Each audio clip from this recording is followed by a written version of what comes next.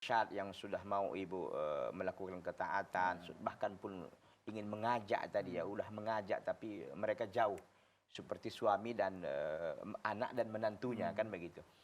Jadi langkah ibu yang pertama adalah doa ilallah, memperbanyak doa kepada Allah Azza wa Jalla agar mereka ini dibukakan hatinya, agar mereka ini diberikan hidayah oleh Allah Subhanahu wa taala. Itu yang pertama. Yang kedua, coba hadirkan buku-buku, barangkali dengan buku begitu kan, bisa dibelikan atau dikasih kepada anak dan suami tadi.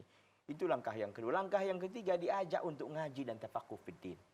Ini sekarang kan pengajian-pengajian sunnah ini sudah menyebar banyak ya. Seperti Palembang mengaji, barangkali di Sumatera Selatan mengaji dan lain-lain sebagainya. Ini bisa diikuti begitu, dilibatkan suaminya.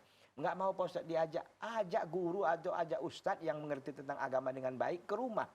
Adakan pengajian di rumah, privat, nggak apa-apa. Ini kadang-kadang orang rela kan bahasa Inggris itu privatnya beratusan ribu habis. Privat untuk agama yang kepentingan untuk dunia akhirat. Kita kenapa kita tidak mau? Jadi memang di sini Bu perlu ada pengorbanan. Ya, pengorbanan perasaan, pengorbanan harta, pengorbanan dan sebagainya. Agar memang suami, anak ibu tadi, menantu ibu itu semuanya mau melaksanakan perintah Allah Subhanahu wa taala. Apalagi tadi ibu sedih. Nah, kesedih ini untuk ibu yang lagi bersedih itu cara-cara yang bisa kita lakukan tadi. Itu dengan cara berdoa kepada Allah, membelikan buku kepada mereka, mengajak mereka untuk ngaji dan taklim. Kalau tidak bisa mungkin diajak ustaz hadirkan ke rumah untuk bisa mengajari mereka dan sebagainya. Jadi saya yakin kalau ini terapi-terapi yang kita sebutkan ini sudah dilaksanakan, mudah-mudahan Allah Azza wa Jalla memberikan hidayah dan bimbingannya kepada suami, menantu dan anak ibu. Wallahu taala.